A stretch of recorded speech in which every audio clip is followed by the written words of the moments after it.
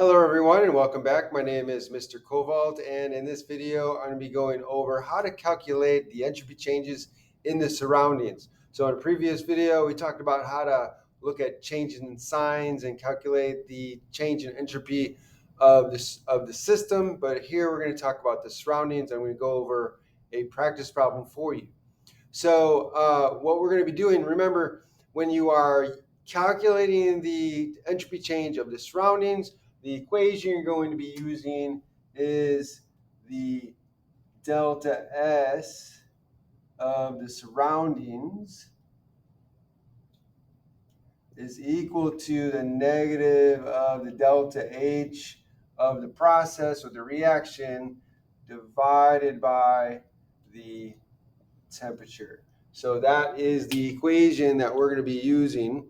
Okay, and so let me specify this as reaction. So the negative of the delta H of the reaction divided by the temperature. So here we're given an example. It says consider the combustion of propane gas. So here's the formula for propane gas, C3H8.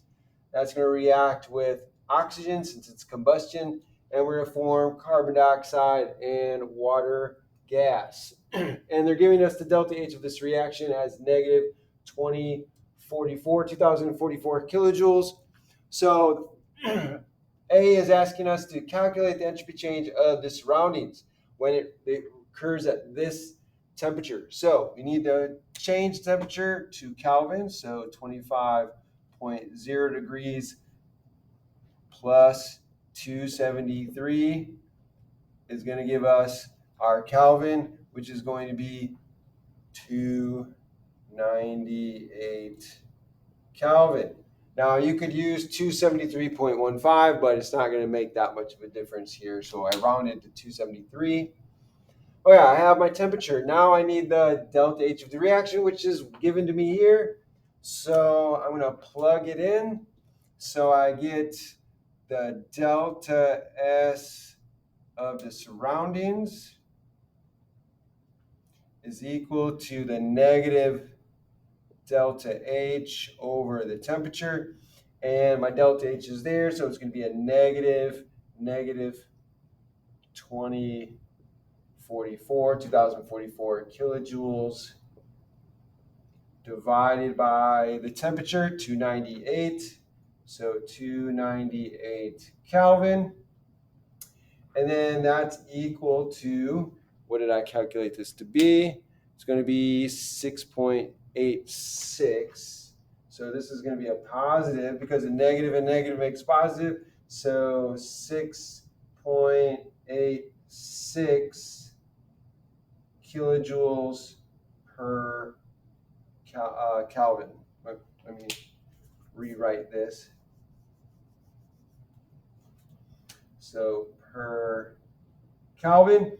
And of course, delta S, our entropy measurement or change in entropy is given in joules, not kilojoules. So we need to convert this to joules. So if we rewrite this right as per Kelvin, then we can use the conversion factor of 1 kilojoules per 1,000 joules. So we end up multiplying by 1,000, and so we get this is going to be equal to 6.86 times 10 to the third joules of energy per Kelvin. So that's going to be joules per Kelvin. So here is our answer. So that's going to be the entropy change of the surroundings. Now the next one is asking, part B is asking us determine the sign of the entropy change for the system. So here we're going to go back to looking at our equation, and again they want us to find the sign of the entropy change of the system. Our system is the reaction. So we got to look at what's happening in the reaction. And again, from the same concept or the same strategy that you're going to use from the previous video that I put out when I talked about calculating or determining the sign of the delta S of a system. You're going to look at what's happening in the reaction, and you're going to look at the number of moles of gas. So here we have 1 mole of gas here. We have 5 moles of gas here. So that's going to give us, we start with 1 mole plus 5 moles in our reactants. So that's going to give us 6 moles of gas for reactants. And again, we're looking at the gases. They're all gases. And then here we have 3. So for that, we have 3 moles of a product. So we have 3 moles of carbon dioxide plus 4 moles of our water vapor, which is a gas. So 4 moles. And we add that together, we get 7 moles of gas for products. Right? So going from reactants to products, we've increased the number of moles of gas. Increasing the number of moles of gas means that we are going to have more molecules to spread out the energy. We're going to increase our entropy. We're going to increase the disorder by increasing the number of particles of gas. So that means here that the delta S is positive.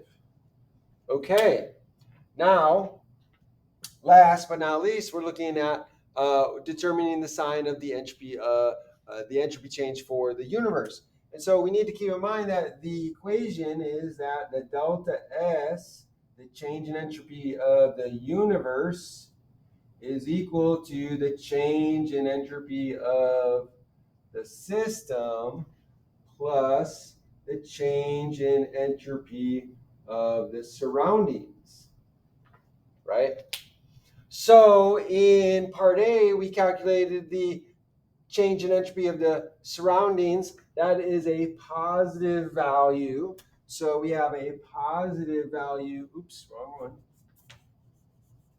We have a positive value for the change in entropy of the surroundings. So the change in entropy of the surroundings increased. We just saw that for the change in entropy of the system, let me put sys down there. So the entropy change of the system is also positive. So we put a positive there. And of course, a positive plus a positive is going to be positive. So that means the change in the entropy of the universe is positive. It increased, which means that the process is spontaneous. So yes, the entropy, the reaction is spontaneous because it is increasing the entropy of the universe. As long as the entropy of the universe is increased, it is a spontaneous reaction. So I hope this is helpful. If you enjoyed this video and liked this video, then please hit that like button over there. Share it with your friends. Also, make sure that you subscribe to my channel. Let me know what you think. Put comments down below in the comment section. By the way, when you subscribe to my channel, make sure you hit that notification bell so you can be notified by all the channels, all the videos I put out. And also put a comment down below. Let me know what you think. Tell me any suggestions. I'm open to anything you have to say. Please, I'd love to hear from you. Thanks for joining me. Have a great day.